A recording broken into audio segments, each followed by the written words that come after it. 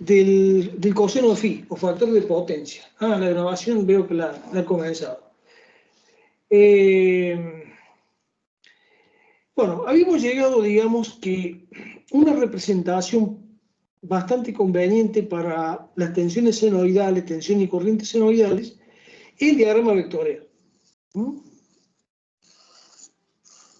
Es decir, por medio de vectores rotantes. Por ejemplo, este podría ser el de tensión, este sería de tensión y este sería, por ejemplo, el de corriente. Este sería el de corriente. Y este es el desfasaje. Phi. Habíamos llegado a la expresión mediante una integral de que la potencia activa era igual a V por I por coseno de phi, donde V y I son los valores eficaces. Son los valores eficaces. Esto lo he dibujado con valores eficaces. Entonces, ¿cuál es el tema?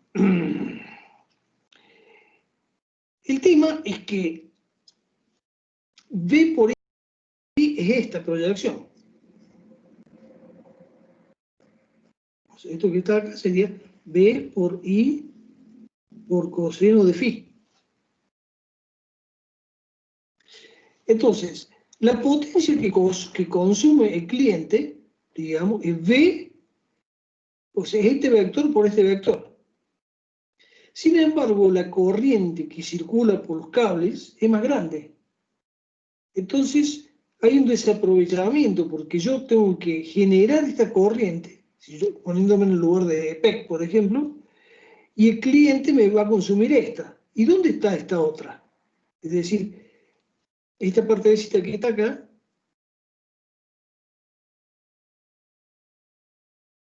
sería V por I por seno de phi. Entonces, es que esta corriente, digamos, que yo produzco, está descompuesta de estas dos partes en cuadratura. Esta es la que realmente disipa potencia o produce fuerza. Y esta es una corriente que viaja, digamos, y está entretenida, va y vuelve de la central al cliente, o de los transformadores al cliente. Una corriente entretenida, que lo único que hace es disipar potencia en los cables, digamos efecto Joule. Bueno, vamos a ver este triangulito que está acá, ¿no es cierto? Ese triangulito que está acá, lo voy a poner acá. Entonces, esto sería I por seno de phi, esto sería I por coseno de phi, y este sería phi. Si yo multiplico esto por V, bueno, no me dio lugar a la escala izquierda, estos catetos se transforman, en vez de ser corriente, van a ser potencia. Entonces, tenemos así. Donde este sería, ya le vamos llamando, se llama S. Y es igual a V por I. Y se expresa en volt-ampere. Esta sería la unidad. Este que está acá arriba se lo llama Q. Bueno, esto me olvidé decirle que esto es potencia aparente. Potencia aparente. S es potencia aparente. Y se expresa, cuando son potencias pequeñas, volt-ampere. Cuando son grandes, puede ser kilovolt-ampere o megavolt-ampere. Esta, ¿no es cierto?, se llama potencia reactiva. Y es V por I por seno de phi. Esta es la potencia que va y vuelve, está entretenida y no es entregada al cliente, pero me hace que yo tenga que diseñar todo mi equipamiento eléctrico para mayor potencia que la que haría falta si el cliente tuviera un phi igual a 0. Se llama phi. Y por último, este es la potencia activa, que es igual a V por I por coseno de phi. Entonces, vamos a ir ajustando un poquito los temas. Entonces tenemos tres potencias. La más importante es V por I por coseno de phi, que es la potencia que consume, la potencia que disipa, la potencia que hace fuerza, la potencia que produce trabajo en el cliente. S es la potencia aparente, que es V por I. Esta se expresa en vatios. Esta en volt ampere. Me faltó la unidad allá. Y esta, la Q, o sea, V por I por seno de phi, se expresa en volt ampere con una R acá. O sea, volt ampere reactivos. Es una unidad práctica, digamos, ¿no? Puede ser también kilovatios, kilovolt ampere reactivo, kilovolt ampere reactivo, etcétera, etcétera. Bueno, esto no solamente afecta a EPEC y a la producción de energía, afecta a las UPS, por ejemplo. La UPS dice, usted la compra y no la compra por 400 vatios. La compra por 400 volt ampere. 400 volt ampere. ¿Qué significa esto? Que usted le puede poner cualquier carga. Vamos a suponer. Esta sería B. Cualquier carga, vamos a suponer, sí, supónganse que B sea 200 voltios, lo hago fácil, ¿no? Es 220, pero yo lo hago a propósito para hacer cuentas fáciles. ¿Sí? La corriente puede ser cualquiera, pero hasta 2 amperes. Ahí sería 2 amperes. Acá afuera sería 200 voltios. Es decir, usted le puede consumir cualquier corriente, pero hasta 2 amperes. Podría ser esta, pero podría ser esta. ¿Qué le va a convenir a usted para sacarle mayor cantidad de potencia a la especificación? Y que su phi sea igual a 0. Que su phi sea igual a 0. O su coseno de phi sea igual a 1. Entonces, cuando usted compra una UPS, siempre va a venir en volt ampere, porque el tipo le ha costado los amperes, no sabe cómo lo va a consumir usted. Y de los amperes depende la selección del núcleo de hierro, depende el diámetro de los conductores del bobinado, depende de la corriente máxima de los transistores, de los FETs. La mayoría de las cosas dependen de la corriente. No le interesa, digamos, el coseno de phi. Usted, obviamente, ¿no es cierto? Si nos fijamos acá, si su phi es este, por ejemplo, muy malo, usted le va a sacar, imagínense la potencia que le va a sacar, va a ser el producto de V por esta. Porque esta era B. Y este pedacito es I por coseno de phi. Entonces queda B por I por coseno de phi es P. Es P. Bueno, ¿qué pasa? Digamos, los países desarrollados le cobran multa directamente. Le dice, mire, señor, usted tiene un coseno de phi, o factor de potencia, también lo llaman, ¿no es cierto?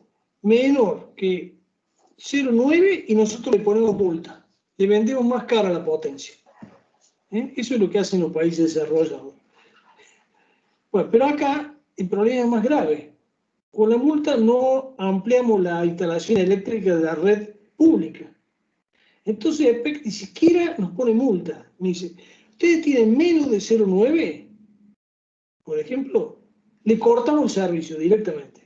¿Por qué? Porque no pueden soportar, porque imagínense si el coseno de phi de las empresas, como empresas grandes que son las que consumen la mayor potencia, tienen un coseno de phi bajo, bueno, digamos, toda la potencia, le consume toda la potencia instalada. Ustedes es como que tuvieran menos generación. Entonces, como no lo puede soportar, directamente le corta el servicio. Le corta el servicio. O sea que la multa, no sé si quedó la multa, pero antes había multa y bueno, se la bancaban. Acá, por ejemplo, en mi ciudad, que es una cooperativa, Sí. en el servicio residencial, como digamos, no controlan el tema del coseno phi, han puesto unos transformadores en media tensión, unos capacitores, para regular eso, precisamente. Ajá. Por eso es lo que vamos a ver ahora. ¿Cómo corregirlo? ¿Sí? Sí. Bueno, primero, antes de ver cómo lo corregimos, veamos cómo se mide. Bueno, ¿cómo se mide? Bueno, antes, los aparatos que venían antes, tenían dos bobinas, digamos, dos bobinas así. Una así y otra así. Entonces, digamos, esta bobina generaba un campo así y esta otra generaba un campo así. Como acaba cambiando, digamos, perdón, en esta bobina se hace circular una corriente, vamos a suponer acá pongamos la tensión, pongamos la tensión de línea. Voy a mover la conexión, pero digamos, la corriente que circula por acá es proporcional a la tensión de línea. Una resistencia, no puedo ver. Y el campo es así. Y esta es proporcional a la corriente que consume. A la corriente. Proporcional a la corriente. Entonces, cuando esto, como van variando, digamos, la fase, esto origina, ¿sí? Esto origina que esta composición del vector vaya girando. Vaya girando. Y esto, digamos, esto es lo mismo que si fuera un motor. Los motores tienen campos cruzados que hacen girar el rotor. Se va girando y eso va contando la energía que consume. Pero como lo que hace girar esto, en realidad, es V por I, pero también interviene el coseno de phi, entonces esto le muestra, digamos, la potencia activa que usted consume. La conexión es así en realidad. Digamos, este es usted, que usted tiene acá su carga. Una carga, ¿no? Es un aparato que tiene 4 bornes.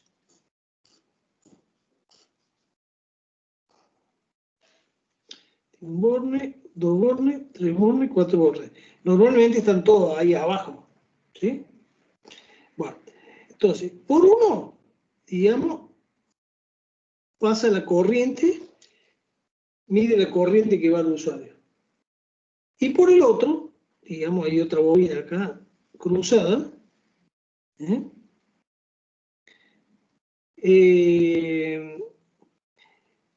Va, digamos, mide la tensión. Toma información de la tensión. Normalmente hay una resistencia internamente del aparato, ¿no? Lo pongo ahí. La saco por ahora. Pero, digamos, no es directo, digamos, ¿no? Porque si no haría falta una bobina de muchísimas vueltas para que tenga alta resistencia y no consuma corriente. Entonces, directamente, esto sería un batímetro. Esto sería un batímetro. El batímetro es lo mismo que el contador, pero tiene como un resorte que impide que gire. Entonces, cuando llega a determinada fuerza, se para. y dice la potencia. En cambio, el contador va contando la energía consumida. Esto, digamos, puesto mejor sería así, ¿no?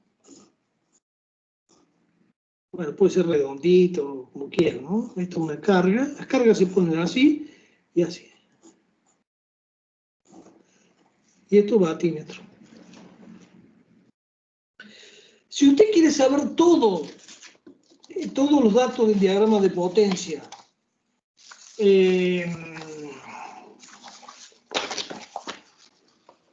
se hace con 3 instrumentos.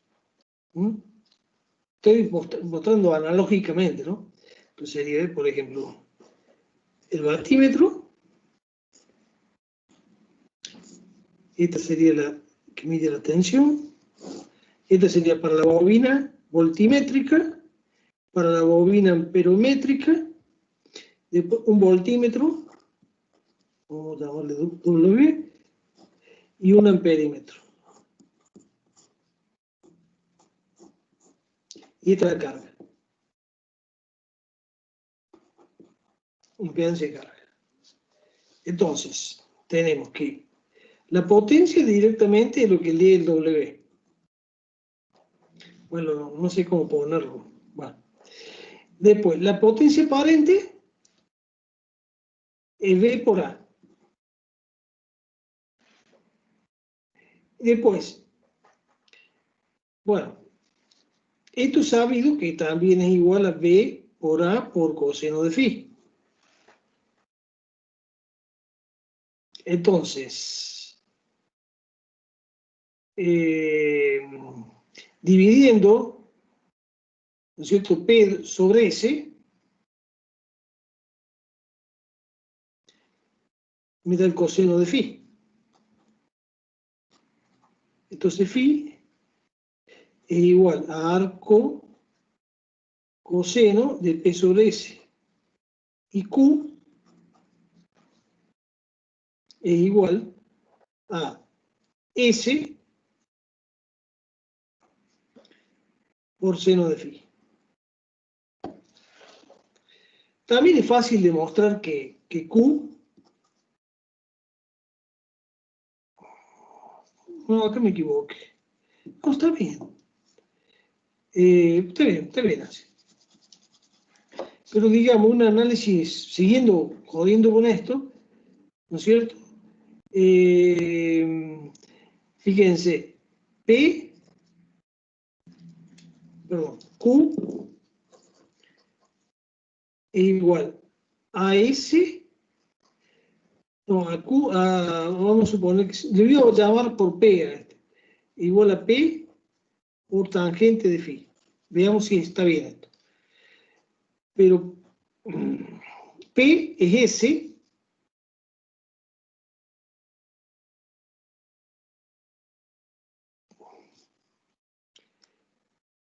Bueno, pasa que ya las puse mal acá, esto era S. P es igual a S por coseno de phi. Ahí está. P es igual a S por coseno de phi. Pero tangente de phi es seno de phi sobre coseno de phi. Simplifico esto con esto y me queda S por coseno phi. Es decir, que una forma de sacar el Q es multiplicar la potencia por tangente de phi. O la potencia aparente por seno de phi. Bien.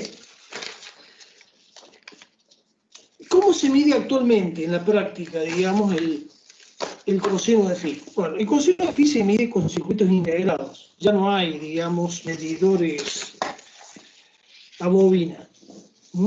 Puede haber, y tal vez igual en su pueblo haya, no sé, ellos lo van cambiando. La verdad, si andan bien, no hay por qué cambiarlo. Pero bueno. Entonces, ¿cómo es el tema? Antes que nada, veamos el engaño más fácil de hacerle a EPEC. EPEC tiene siempre puesto, a propósito, el vivo va a la bobina amperométrica.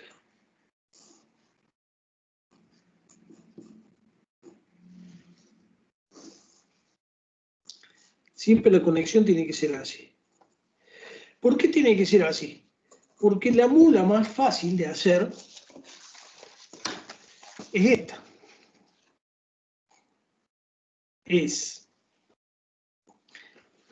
Bueno, hay que saber un poquito primero cómo es el tema del transformador. En la subestación llega la energía en media tensión, ¿no es cierto? Y esto va a un transformador, estamos hablando de media tensión.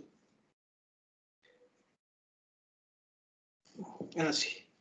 Entonces, por ejemplo, este va acá. Bueno, sigo así. Este va a este. Y este va a este. Y después está el secundario de este, que sería así. Bueno, lo voy a poner separado para poder dibujar. Pero estaría junto, ¿no? Así, así, así. Y esto va, digamos, digamos, el cableado de baja tensión. Vamos a suponer que este vaya acá, este vaya acá y este vaya acá. Y en la misma subestación, este punto medio, este punto central, digamos, de esta estrella, se pone a masa, a jabalina. Se pone a jabalina. Entonces, vamos a suponer que usted está acá en su casa, ¿no? Está en su casa. También se lleva, digamos, también se lleva el neutro. Que acá se lo toma directamente del centro.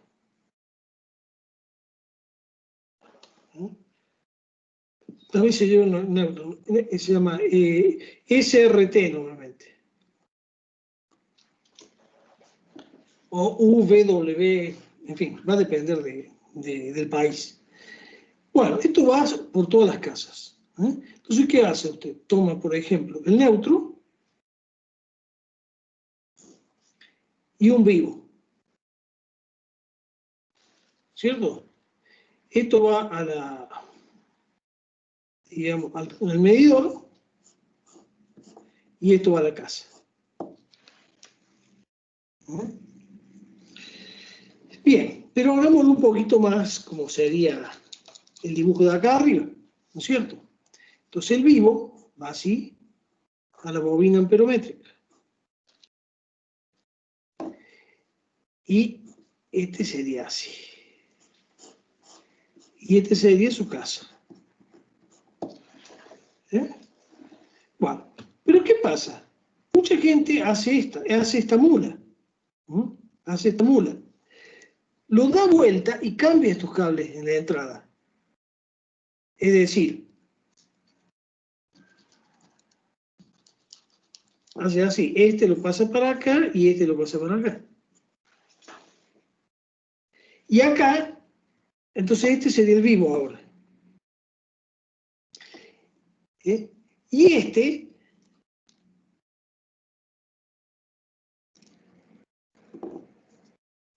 lo manda, se pone una muy buena jabalina en el patio, bien regada. Entonces, fíjense cómo viene la corriente. Viene por acá la corriente, va por acá y va a tierra, y no pasa, y no mide nada, digamos, el medidor.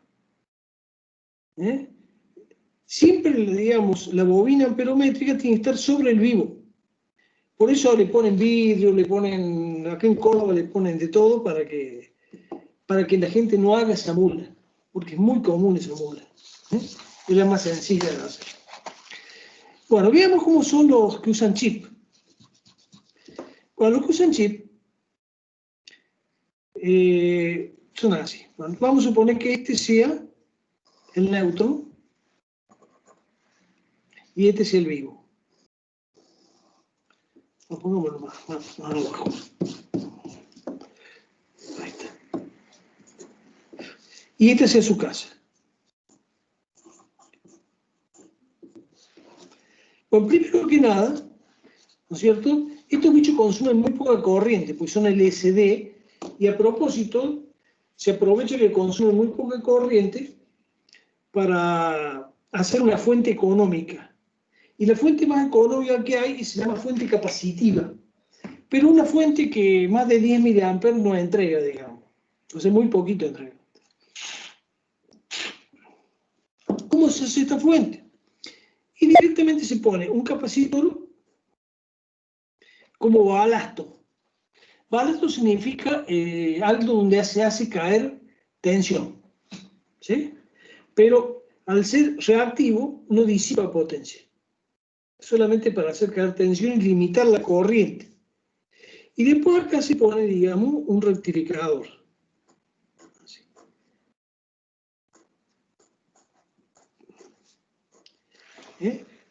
De media onda.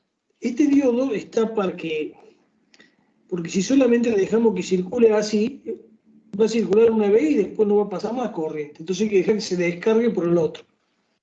Después acá, normalmente va un Zener y por supuesto muchos capacitores electrolíticos. Y acá tenemos esto que va a alimentar, digamos, a mi equipo, a mi chip.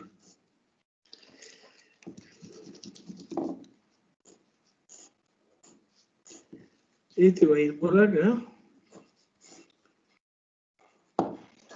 Ya le voy a agregar más.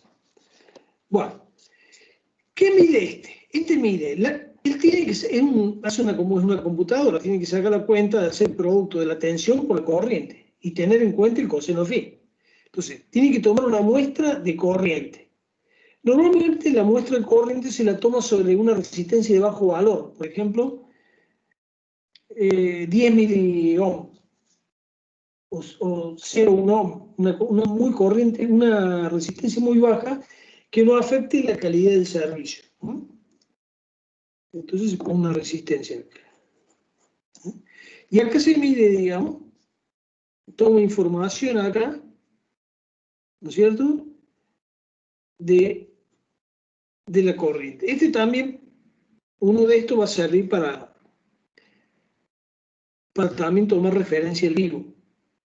En realidad es poquita la tensión. Por otro lado, se pone acá una resistencia de alto valor, por ejemplo, un megón, que es algo así, 200K, y acá una de bajo valor. Entonces, esto, digamos, toma la tensión esta, proporciona toma una muestra de la tensión. Acá iría, digamos, ahí toma una fracción de toda la tensión. Él saca toda la cuenta. Saca todo, lo hace todo digitalmente, y esto directamente, digamos, va al indicador, que tendrá sus campos, etcétera, etcétera. Pero si ustedes se fijan, ¿no es cierto?, siempre tienen 4 bornes, 4 bornes, digamos. Este sería un borne. Bueno, en realidad, podrían poner, bueno, este sería otro borne. Y este otro borne. ¿Por qué digo yo que tiene 4 bornes? Este también sería parte.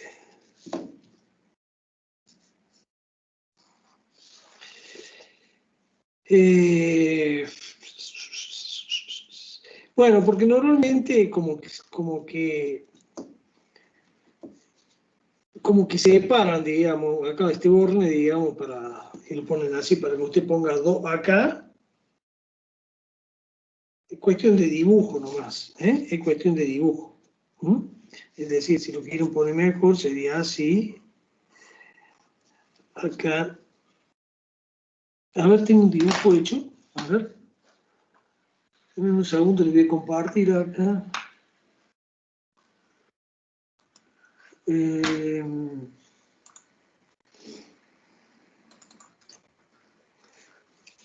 Vamos acá a...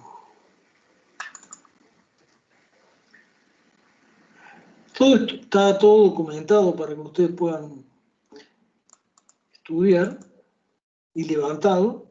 UTN, yo ya le he recortado de todo. VP.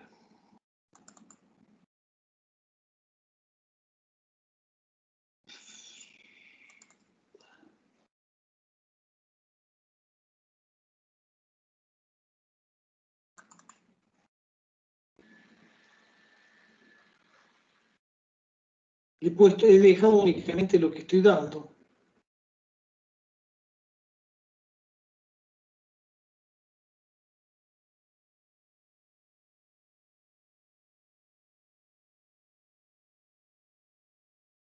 Bueno, acá hay, a ver si hay algo mejor. Bueno, acá hay algunos. Por ejemplo, este. ¿Ven? Acá muestra que acá entra la atención y acá va el servicio. Estos serían los 4 bordes. Y todo esto está tomado, digamos, de esta forma, donde se toma una muestra de tensión y sobre la caída de tensión una resistencia shunt, la muestra de corriente. Esta es la fuente capacitiva, que yo no le puse esta resistencia. Sí, conviene ponerle esta resistencia para limitar el pico de corriente al conectar el capacitor. Y bueno, y ahí está es exactamente lo que yo les dije. Y después, bueno, acá tiene una salida de interfaz, pero normalmente ya vienen hechos para... ya vienen hechos para...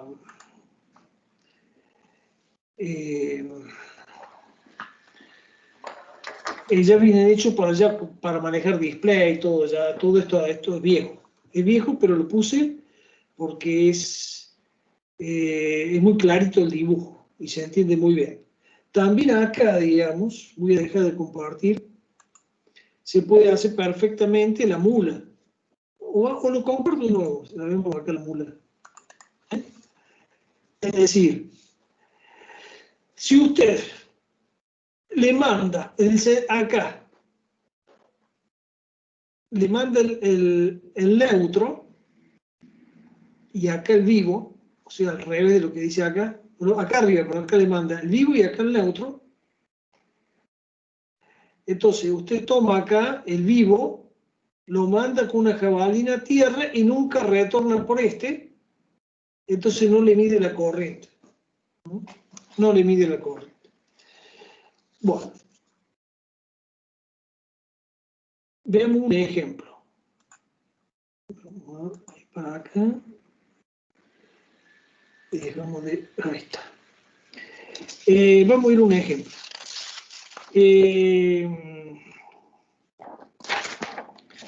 Pues lo hacemos bien inventadito para que no quede... Porque hay algunos ejemplos publicados que yo puse. A ver, ¿qué les parece? Lo vamos inventando. Vamos a suponer que yo tengo una fábrica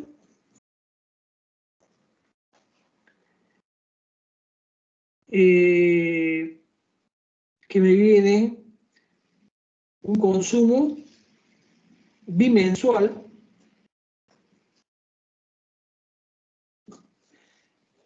después que lo facturo bimensual, no sé, ahora cómo está facturando, bueno, una casa consume 200 kWh.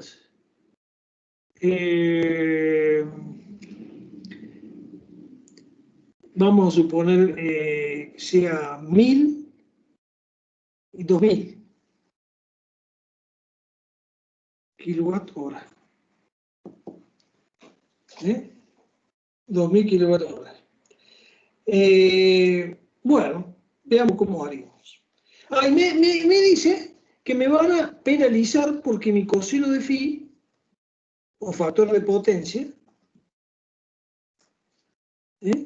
es 0,85. Y me dice que me van a multar si no lo llevo a uno mínimo 0,95. ¿Sí? Tendrá que ser mayor que 0,95.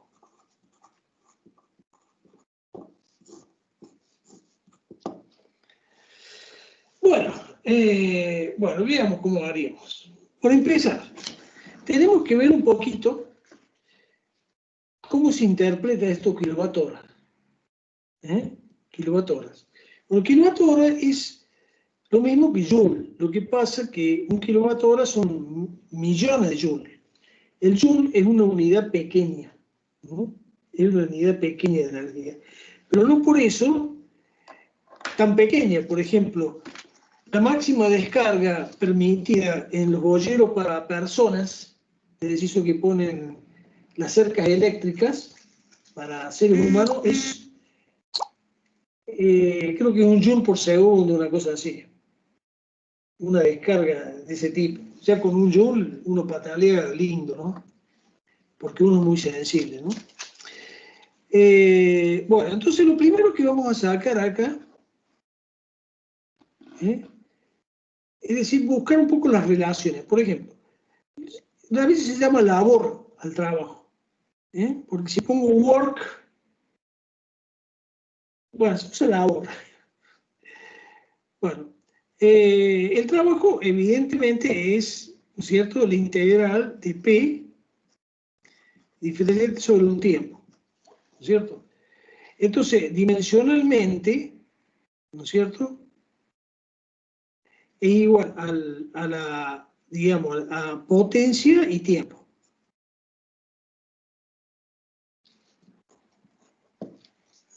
Por eso la potencia, digamos, se expresa en vatios.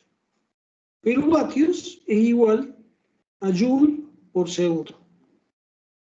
¿No es cierto? ¿Qué quiero yo tratar de ver ahora? Quiero tratar de encontrar, digamos, la potencia que consume promedio permanentemente, como si la consumiera permanentemente, porque yo voy a hacer una instalación fija. Vienen instalaciones variables, que ya les voy a mostrar cómo se hacen, pero por ahora voy a hacer una instalación fija. Es decir, es una corrección que no es perfecta, no es perfecta, pero suficiente como para que no me multe. Entonces, bien, entonces vamos a buscar esto en joules, ¿sí? ¿Cómo buscamos esto en joules? Bueno, simplemente yo la verdad directamente voy reemplazando, por ejemplo, 2000 kilowatts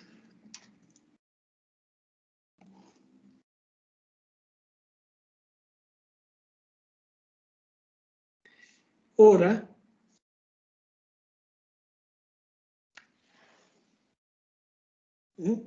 entonces yo sé que joule es igual a watt segundo. Entonces, ¿me puedo hacer toda esta cuenta?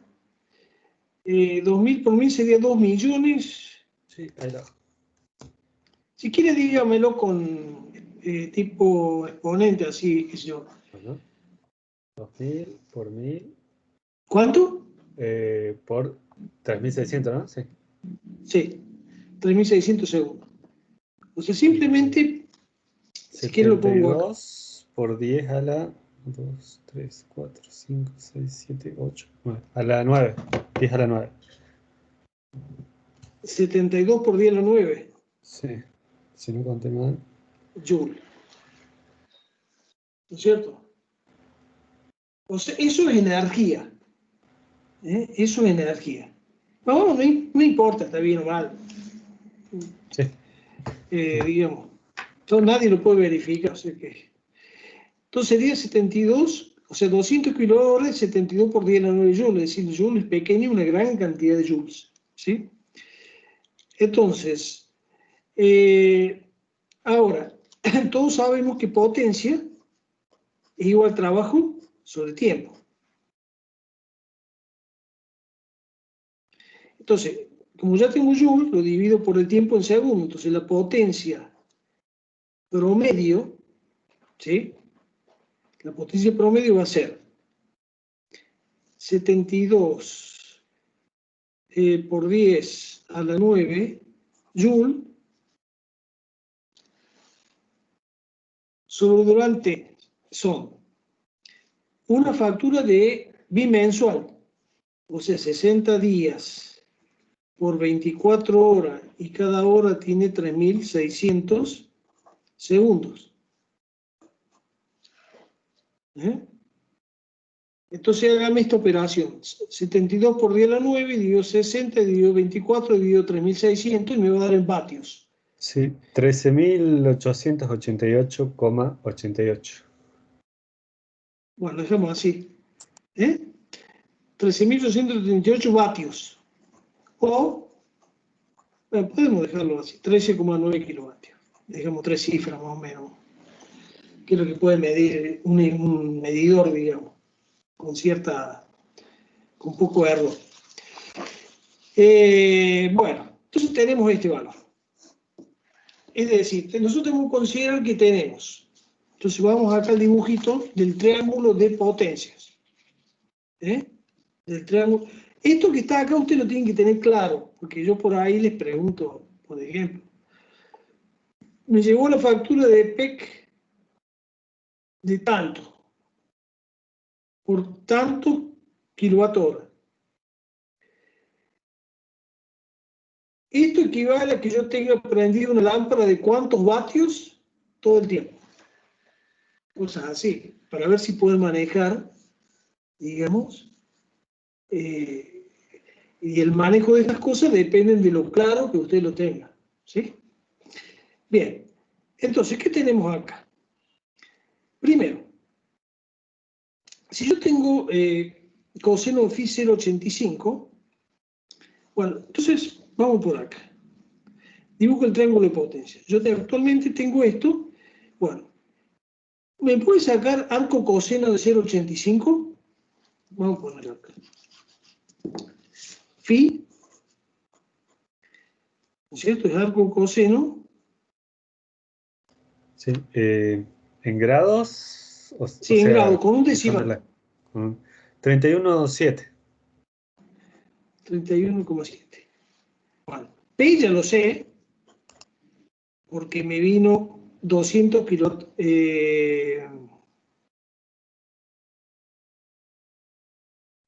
Bueno, el P promedio es este, 13,9 kilowatt-hora.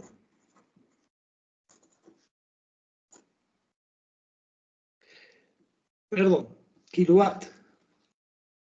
Ya estoy en vez de kilowatt. El S,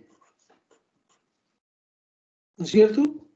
Es P sobre coseno de phi, es decir, 13,9 dividido 0,85.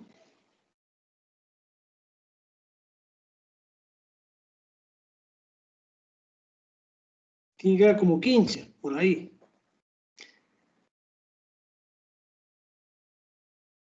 $16,35. Bueno, 16,35, bueno, lo dejamos. Sí. Bueno, así. Bueno, acá ya cambia el nombre, se llama esto kilovolt ampere. Y después vamos a calcular Q. Directamente nos conviene siempre ir a la unidad origen, que es esta. Entonces ponemos P, si se fijan, no lo dejé por acá, pero era P por tangente de phi. Entonces haga tangente 31,7 por 13,9.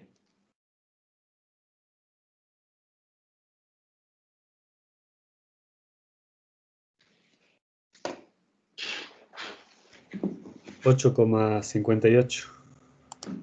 8,58. Bien.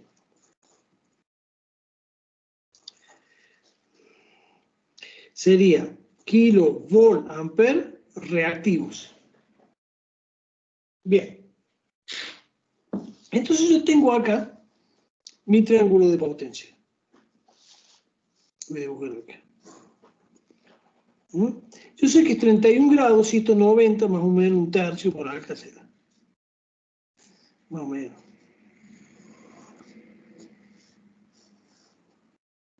Entonces, este sería P, no, perdón, Q, P y S. Y este sería el phi S 31,7. Bueno, ¿cómo hago ahora? Bueno, recuerden el origen de esto. P y Q eran corrientes en cuadratura. Lo que tengo que hacer es hacer circular, digamos, una corriente o un consumo de potencia reactiva que se oponga a este. De tal forma de llevar esto, digamos, lo pueden pensar vectorial así,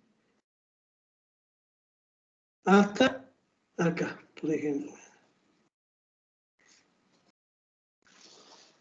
Es decir, bueno, lo voy a marcar del lado de adentro por aquí. Este sería el Q. Este sería el nuevo Q. Lo llamo todo Q'. Y este se llama Q, de esa C puede ser el capacitor o para compensar, como quieran. ¿Sí? Es decir, esto va a cambiar, después de corregirlo, ¿no es cierto? Va a cambiar el triángulo y me va a quedar así. Con un Q', con un P que va a valer lo mismo, y con un S'. Ahora, yo ya sé que esto era, digamos, 31,7. Eso voy a poner acá.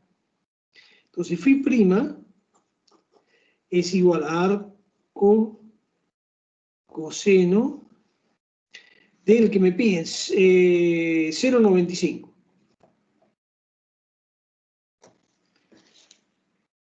Vamos a suponer que lo haga 18,2 sería. 18,2. Lo ideal es llevarlo a 1, ¿no es cierto? Acá, bueno, estamos haciendo el cálculo justo, digamos, pero bueno.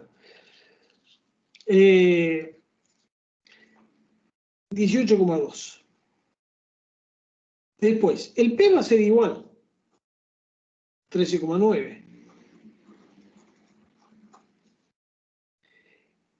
El S, bueno, haga 13,9 dividido 0,95. Va a ser un poquito menor que este. 14,63. Kilovolt-ampere. Y el Q, a esto le vamos a poner tilde para notar la diferencia. Y el Q va a ser, bueno, el Q sería 13,9 por tangente 18,2. Sí, 4,57. Kilovolt-ampere reactivos. ¿Sí? Bueno, entonces, esto es lo que va a quedar, que sería este triángulo de potencias, que sería 18,2. Pero, ¿cómo se hizo esto? ¿Cómo se logró esto? Esto se logró poniendo, digamos, capacitores. Es decir, tenemos acá, esta es la carga, vamos a suponer que sea inductiva, que es lo normal, todos los motores son inductivos. Es decir, son muy pocas las cargas que predominan capacitivamente. Por eso siempre el coseno de phi normalmente es inductivo, siempre son los motores. Los motores eso no cambia, no cambió con la tecnología de los motores. Son los mismos motores de hace 100 años. Entonces, ¿qué se pone? Un capacitor. Entonces, por acá circula, digamos, Q. Y acá se pone, digamos, capacitores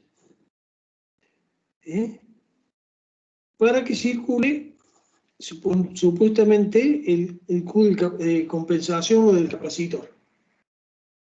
De esa forma, digamos, si bien va a seguir circulando por la carga, el Q que viene por acá, digamos, el Q', que va a haber, digamos, EPEC va a ser mucho menor que este. Va a ser mucho menor que este. Vienen unos aparatos que manejan esto y entonces son así, más o menos así. Digamos, este sería su instalación. Y bueno, tiene toda una batería, digamos, de capacitores. Y, digamos, estos se van conectando, todo esto, digamos, va a un chip, a una electrónico, ¿no es cierto? Que va cerrando, digamos, sí, la verdad un solo comando estaría mal, ¿no? Pero bueno, es difícil dibujarlo, vamos a poner así, vamos a poner este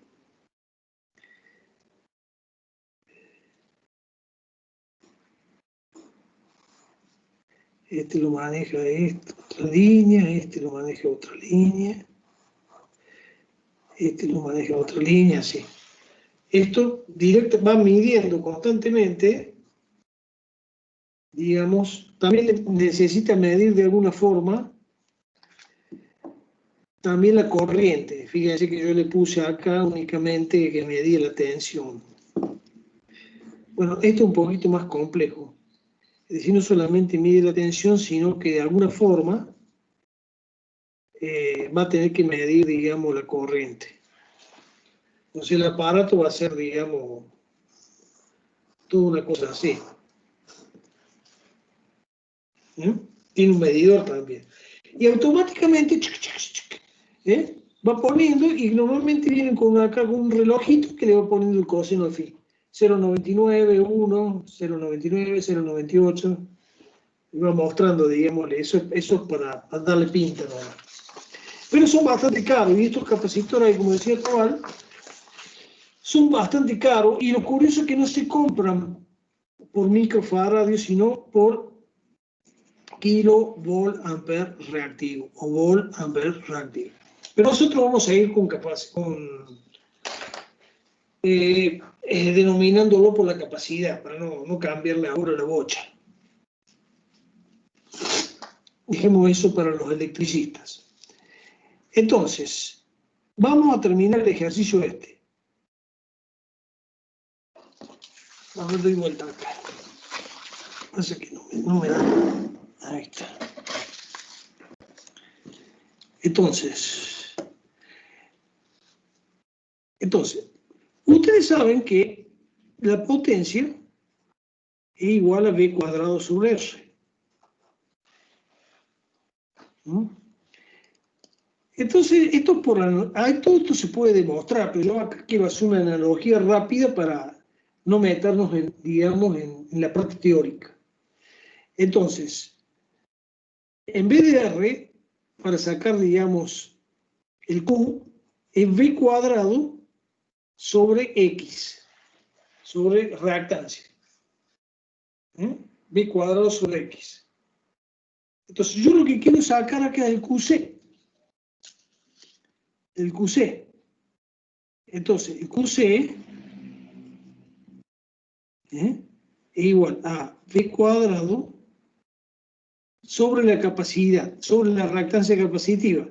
Pero la reactancia capacitiva X es 1 sobre 2 pi FC. La reactancia de un capacitor. Entonces QC es igual a V cuadrado 2 pi FC. Entonces, QC es igual a Q menos Q'. ¿Sí?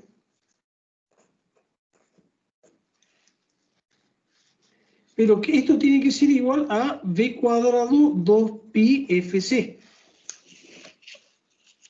Entonces, de acá de espejo, C. Entonces me quedaría C es igual a QC, bueno, si quieren ponemos QC sobre V cuadrado 2 pi F. Reemplazamos valores numéricos y este va a ser 8,58 menos 4,57. Acá tenemos que recordar, ¿no es cierto?, de multiplicar esto por 1000, para que quede todo en vatios. Porque era kilo. Y acá sería 220 al cuadrado por 2 por pi por la frecuencia de línea. No sé si Beijón o Tobal lo pueden sacar. No importa que le dé día a la menos 6, día a la menos 5, me lo dice como le dé.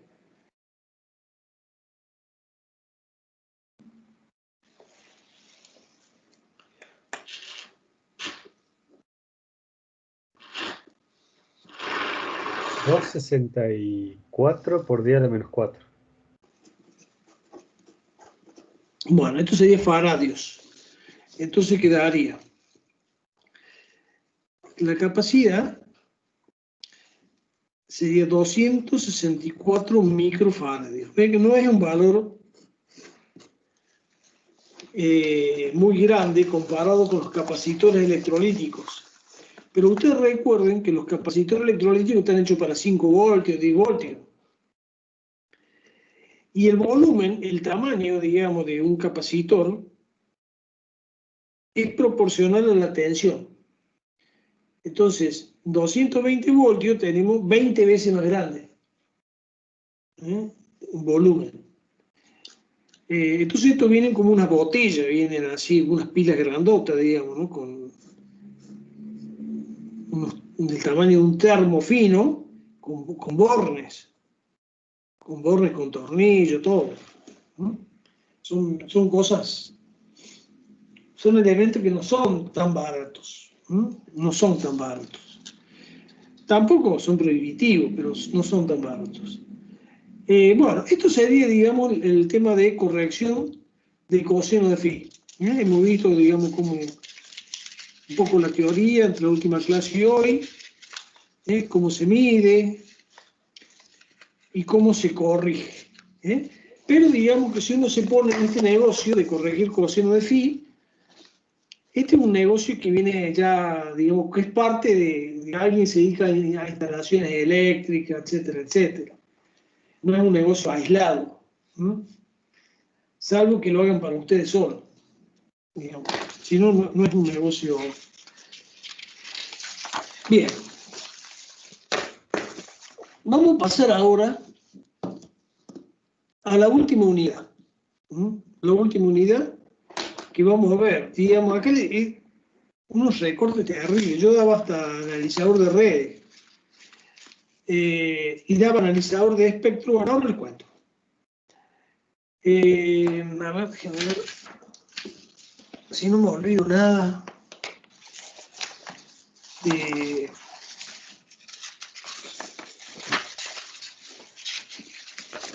Nada importante.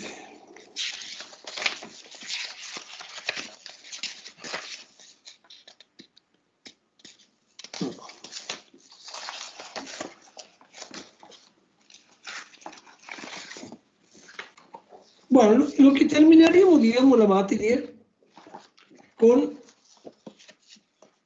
una unidad pequeña que sería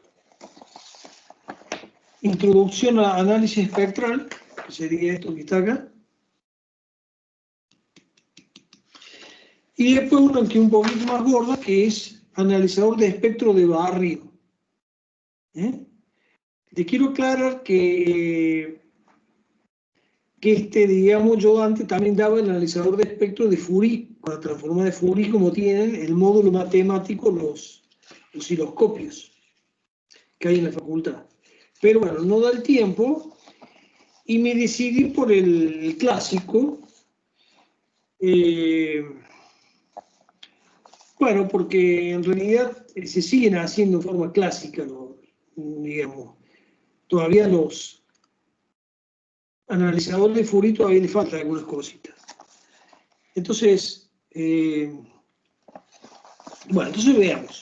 La primera parte, que es esta, se la voy contando acá. Digamos, en 1823 más o menos, un francés que se llama Jean-Baptiste Fourier, ¿no es cierto?, encontró, digamos, que una señal periódica en el dominio del tiempo puede ser, digamos, tiene su equivalente en el dominio de la frecuencia. Tiene su equivalente en el dominio de la frecuencia.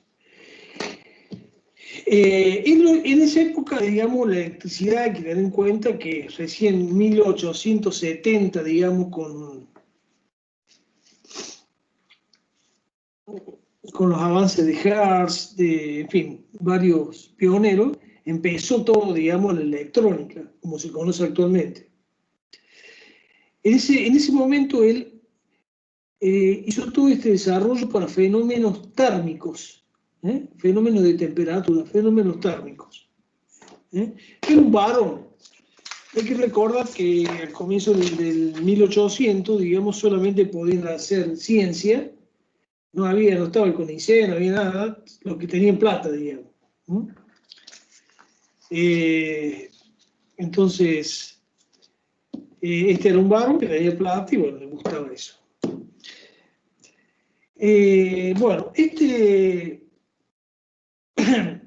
bueno, digamos, una síntesis de sus descubrimientos sería, digamos, el siguiente.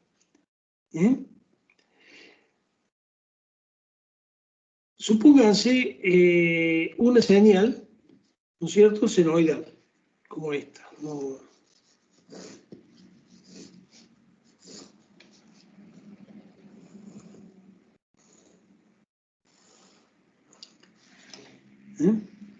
Vamos a suponer que yo le sumo un segundo armónico.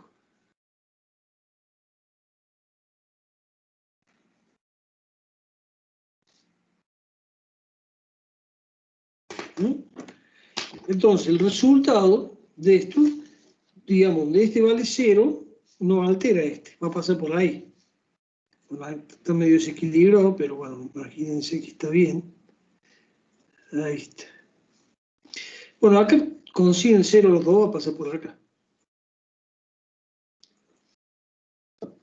Y acá como que se va a elevar acá un poquito, ahí, ¿ven? Y acá va a ser como una muesca, así va a ser así, ¿eh? Así, acá también, al revés la muesca.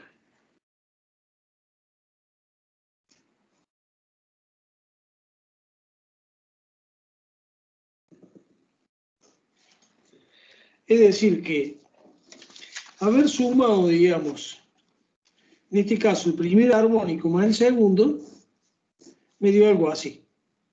O sea, lo que yo vería con un osciloscopio sería así, ¿ven?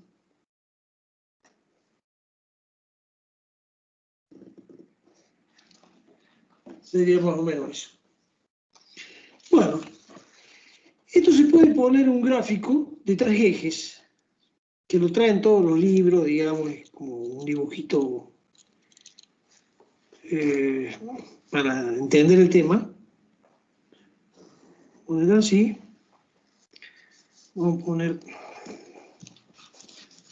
tal vez un poco más acá. Un eje así y un eje así. Acá vamos a poner acá la amplitud, acá el tiempo,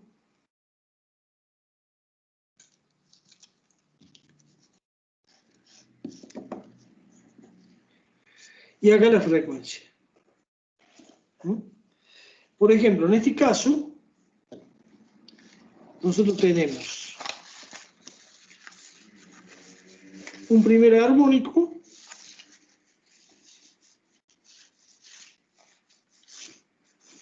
y un segundo armónico. Primer armónico, bueno, vamos a suponer que haga así.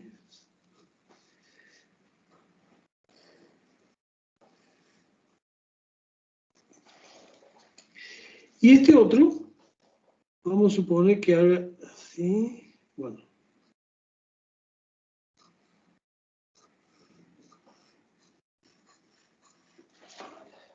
Así. Entonces vemos que este tiene el doble de frecuencia que este. Y así la amplitud, para acá arriba. Ahora, si esto yo lo miro, digamos, de este lado, es decir, lo proyecto, digamos, para una pared en esta posición,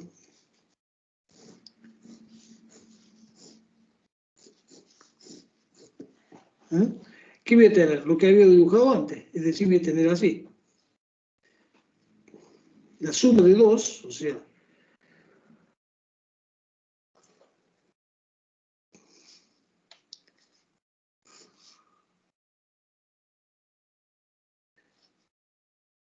en realidad lo que voy a ver, no lo veo en el osciloscopio, digamos, descompuesto, lo veo todo junto, o sea, así. Digamos así.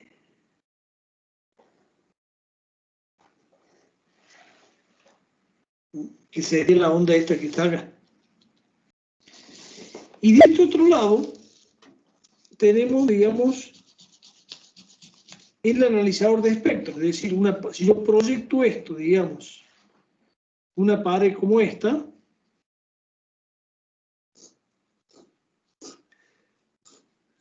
¿cierto? Tendría una amplitud y otra amplitud. Esta sería una F1 y esta sería una F2. Bueno, esto sería lo que se conoce como una señal en el dominio del tiempo, y esto es lo que se conoce como una señal en el dominio de la frecuencia. Los analizadores de espectros, yo de esto puedo pasar a esto, pero de esto no puedo pasar a esto. ¿Por qué no puedo? Porque acá le falta una información que no la dan los analizadores de espectro, que es la fase. ¿Qué es la fase? Porque si yo sé esto, puede ser así, por ejemplo. En vez de ser como está acá, podría ser así, por ejemplo. Este más así. Esto también es un segundo armónico. Pero si usted suma esto, fíjese, acá pasa por acá en 0 pasa por acá, 0 pasa por acá, en 0 pasa por acá. A ver cómo si este se nota más. Acá voy a sumar acá, entonces me queda acá como levantado, así ven. Y acá hace así, ven.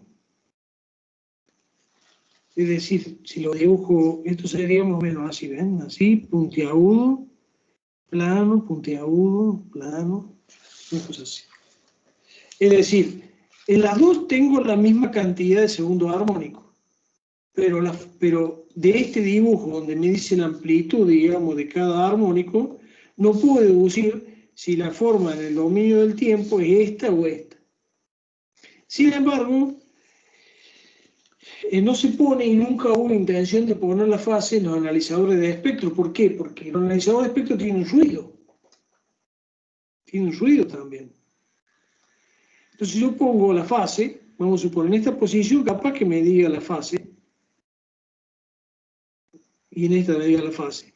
Pero como el otro ruido, por más pequeño que sea el ruido, tiene su fase. Entonces yo voy a tener así, que por ahí pase por casualidad justo. Es decir, todos votan, el pobre y el rico. Bueno, la fase la tiene el chiquito como el grande. Entonces no ayuda, digamos, la información de fase. No ayuda. No ayuda, por eso no se usa. Hay otro instrumento que se llama analizador de redes que sí usa la fase. Que sí usa la fase. Bien. Vamos a... Bueno, ¿qué se puede medir, digamos, con el analizador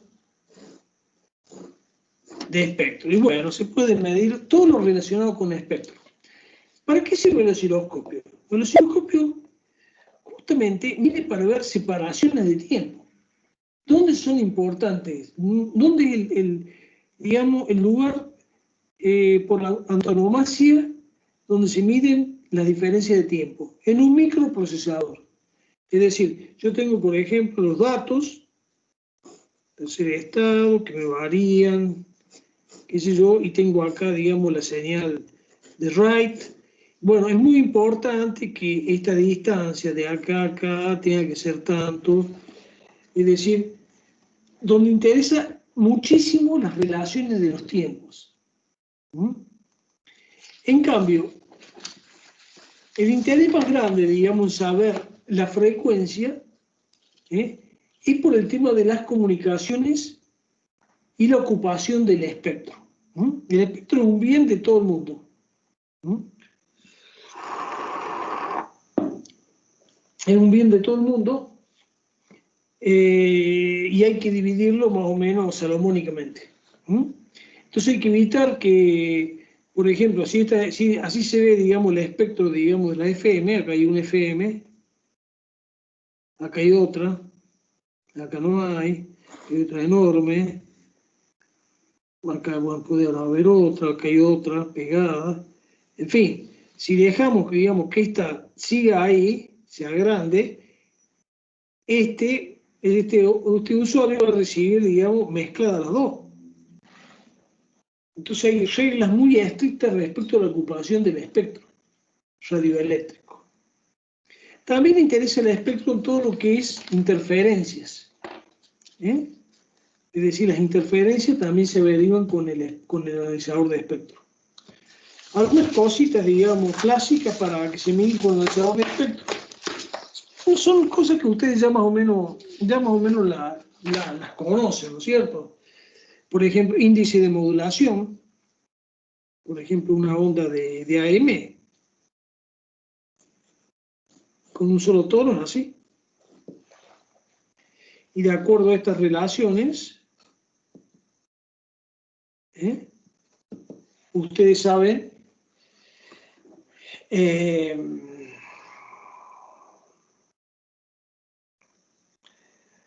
digamos, el índice de modulación. El índice de modulación. Lo podemos hacer ya esto porque siempre pido algún ejercicio de esto y como no vamos a llegar, lo veamos ahora. Bueno, normalmente el analizador de espectro pone potencias. Pone potencia y pone dBm. Pero los dB valen lo mismo para ya sea de tensión o de potencia.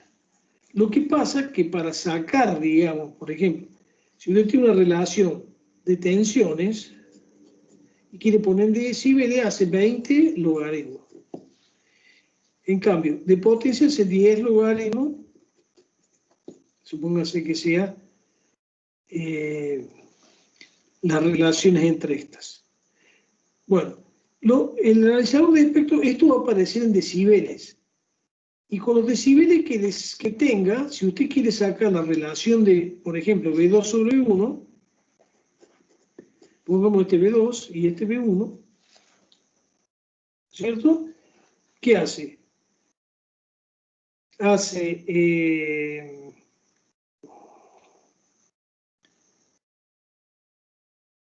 Bueno, vamos a suponer que esto valga a decibeles, ¿cierto? Entonces esto va a ser a decibeles. Vale lo mismo acá que acá. ¿Cierto? Este también sería P2 y este P1. Entonces, si yo quiero sacar V2 sobre V1, ¿qué hago? Hago A dividido 20 y eso potencia de 10. Y si quiero sacar acá P2 sobre P1, es lo mismo, pero tengo que hacer A sobre 10.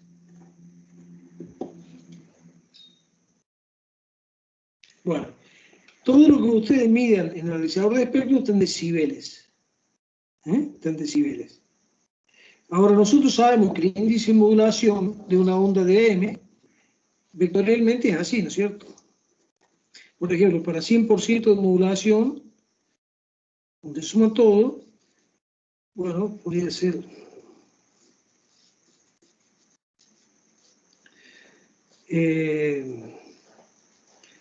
bueno, pongamos un caso así.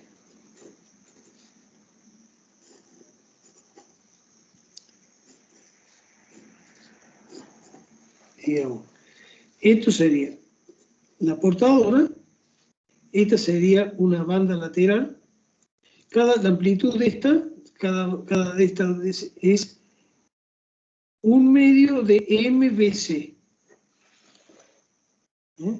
Y esta va a girar omega M y esta menos omega M. O al revés. Esta omega M y esta menos omega M. Y este sería el resultado. Es decir, esto sería, esta amplitud sería BC más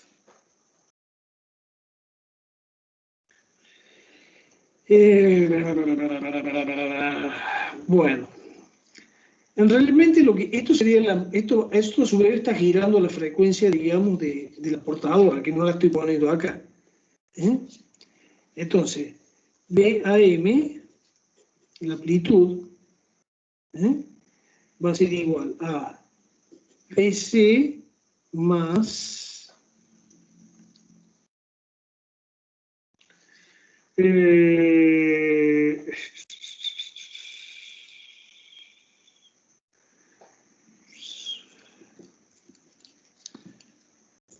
un medio M BC coseno de omega M de T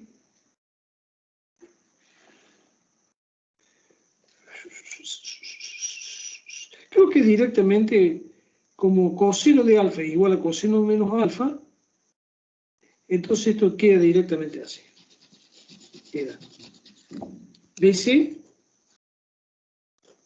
factor de 1 más M coseno de omega M de T, todo por coseno de omega, la RF de T. Ahí está.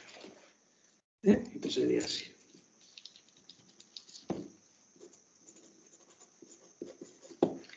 Ahí está. Bueno, la cuestión es que la potencia, digamos,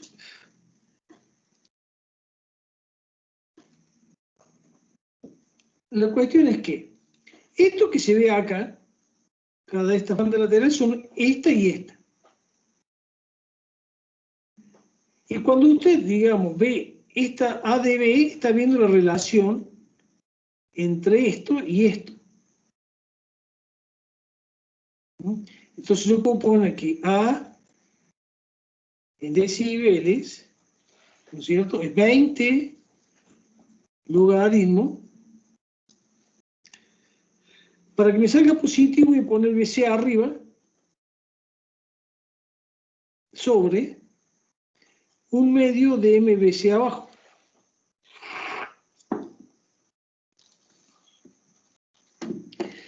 Simplifico y me queda 20 logaritmo de 2 sobre M. Entonces, si quiero calcular para sacar 2 sobre M, es 10 elevado a la A sobre 20. Entonces, paso este para acá y este para acá. Entonces queda M es igual a 2 por 10 a la menos A sobre 20. Por ejemplo, si acá yo midiera, para hacerlo fácil, midiera 20 dB. No sé por qué puede dar esto. Veamos. Entonces el M es igual a 2 por el A 10 a la menos 1, que sería 2 décimos. Bueno, normalmente se maneja también el índice y el porcentaje, pero es lo mismo, nosotros es lo mismo. Se llama M mayúscula, que es igual a 0,2%, que es igual al 20%. Es decir, cuando usted tiene un 20% de índice de modulación, en el analizador de espectro le aparece acá una diferencia acá de 20 decibeles. Bien. Entonces, esto sería, digamos, para medir índice de modulación. También, si es FM, están las funciones de Bessel, ¿no es cierto? Bueno, esto no hace falta que yo... Ustedes saben que si ustedes modulan con un tono único, la amplitud, digamos, de cada banda lateral está definida por las funciones de Bessel, que son más o menos así. Este sería, por ejemplo, J0, J1 podría ser...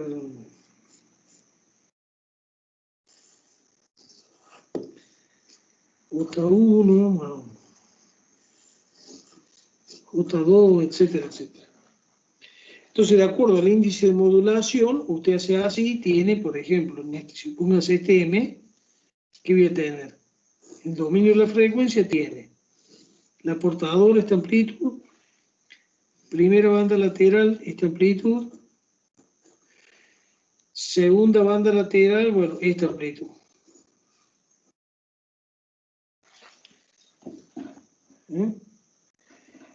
Y encima, digamos, hay lugares donde se anula la portadora, por ejemplo este, o este.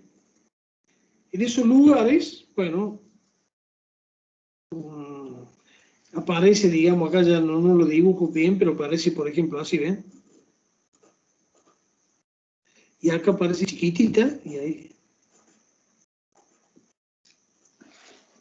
Entonces es muy fácil, digamos, por ahí calibrar algún transmisor buscando, digamos, el índice de modulación que hace que se anule la portadora. Permite, digamos, el conocimiento de Bessel es muy importante. Bueno, también se puede medir, por ejemplo, armónicos. Por ejemplo, una emisora transmite acá, y si usted se empieza a ir, digamos, segundo, tercero, cuarto, bueno, hay reglamentaciones, digamos, donde dice cuál tiene que ser el rechazo de cada armónico. El rechazo es la diferencia entre lo deseado a lo no deseado. Es decir, lo que sería la relación señal a ruido, o señal a interferencia. Después también sirve para ver intermodulación. Es decir, si yo tengo dos señales, pasan por un sistema lineal, se producen nuevas frecuencias que caen muy cerca de las originales, y estos serían productos de intermodulación de tercer orden. Por ejemplo, para ver si está bien, por ejemplo, un determinado señal de modulada tiene que entrar dentro de un determinado zócalo. Entonces, el mismo analizador de espectro le permite dibujar y poner cosas. Entonces, cuando usted le mete la señal y mide, tiene que estar debajo de un determinado perfil. Después permite ver la potencia de canal adyacente, en fin, toda una serie de cosas. Acá están pobremente descritas, acá, muy poquitos. Entonces, digamos, si ustedes no entienden algo de esto, está todo tomado.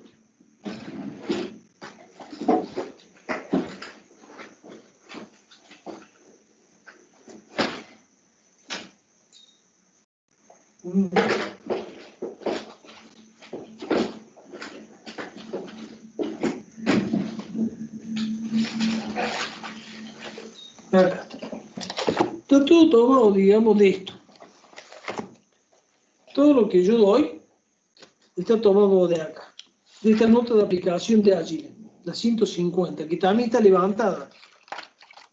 Es decir, si ustedes saben esto, muchísimo más de lo que yo pido. Muchísimo más. Está todo está levantado. Está en inglés, Juan. Voy a cerrar la puerta un segundo.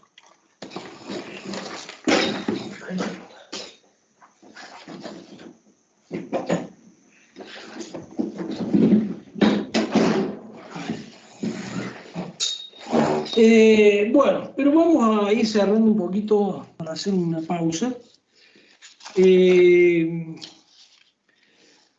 la cuestión es que hay dos tipos de analizadores de espectro.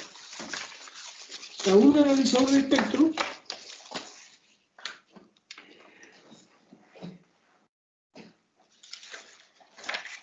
que se llama, o sea, los analizadores de espectro se dividen en dos, ¿no es cierto? Uno que sería un analizador de espectro, se divide en dos. Uno que son los analizadores de Fourier,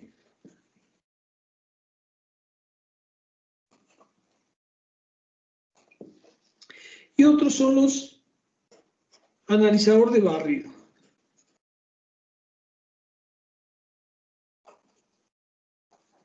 Son dos técnicas, digamos, ¿no? Dos técnicas. Una técnica, ¿no es cierto?, es poner una batería de filtros, que serían los analizadores de Fourier. Por ejemplo, vamos, pensemos en audio, que es lo más fácil, ¿no? Vamos a suponer que acá venga una señal de audio, entonces, ¿qué hace usted? Pone una batería de filtros.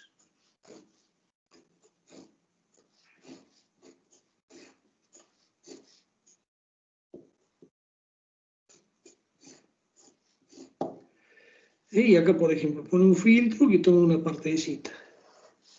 Acá otro que toma otra partecita. Acá otro que toma otra partecita. Hasta que llega acá al final. La señal esta, ¿no es cierto?, la va a aplicar a una barra de LEDs. Por ejemplo, esta otra iría acá. Es una implementación práctica, digamos, que podría ser por una radio. Bueno, al final, digamos, esto llegaría hasta el final. Entonces, de acuerdo, digamos, al contenido en cada frecuencia de la señal esta, que podría ser de audio, esto le va a ir dando, digamos, un contenido, digamos, por la barra, si están bien juntitos, y va a ir variando, digamos, y va a dar un efecto que si por ahí lo he visto, no sé si lo hacen de esta forma, pero he visto varios equipos de audio que traen, digamos, esta forma de ver, digamos, este pequeño analizador de espectro. Pero lo más común, ¿no es cierto?, es aplicando la transformada inversa de Fourier. No la inversa, la transformada de Fourier. Es decir, se muestrea la señal, es decir, viene la señal, se muestrea, ¿no es cierto?, es un muestreador, y se la cuantifica,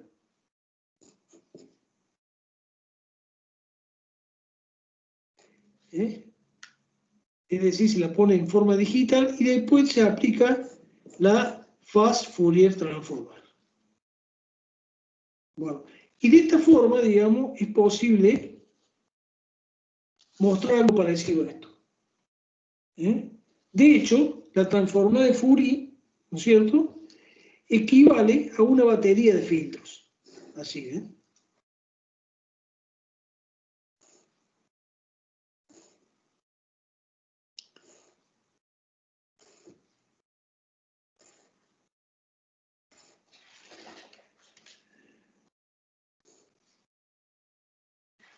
Entonces, cuando usted tiene, por ejemplo, dos señales, por ejemplo, una acá y una acá, pequeña acá,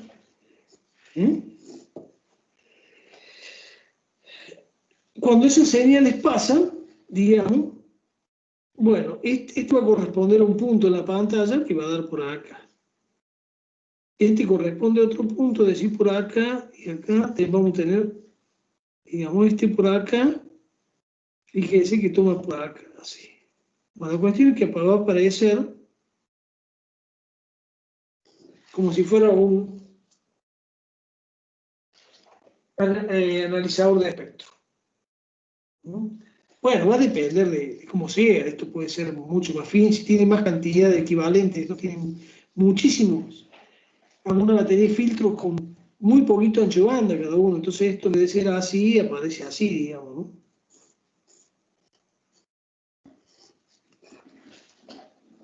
Porque esto está mucho más lleno, mucho más lleno. Bueno, todo esto yo lo explicábamos en clase, pero este año, el año pasado, no llegamos a ver nada, entonces directamente lo suprimí. Pero de hecho es re importante y todos los analizadores de espectro de picante es un híbrido, una mezcla entre el analizador de espectro de barrido y los analizadores de Fourier, que sería esto. En cambio, en el caso del analizador de barrido es como si fuera un receptor. Es decir, vamos a suponer que tengamos de nuevo esta señal, que es esta, y usted lo que tiene es un filtro que lo va pasando, digamos, va tomando la salida del filtro y lo va desplazando por el espectro. Entonces, cuando usted toma acá la salida, cuando esto se mete adentro, usted va a ir apareciendo así, las señales.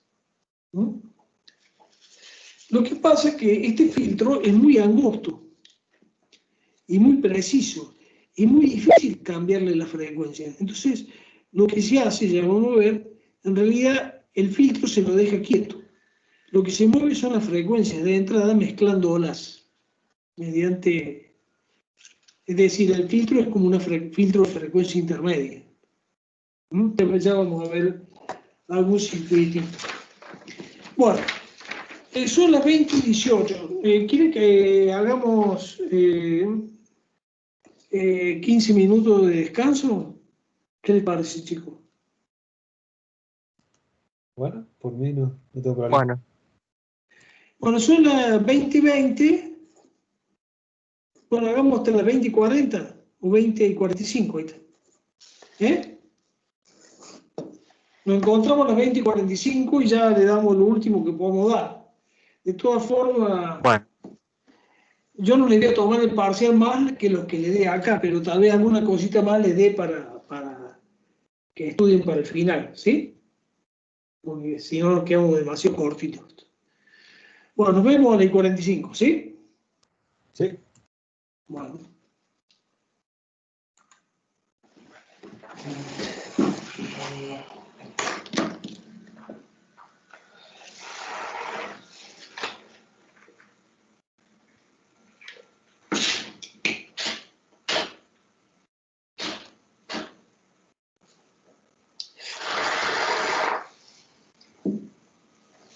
No sé si quiere parar la grabación.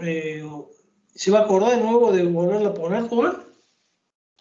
Bueno, lo freno ahora y después lo pongo de nuevo.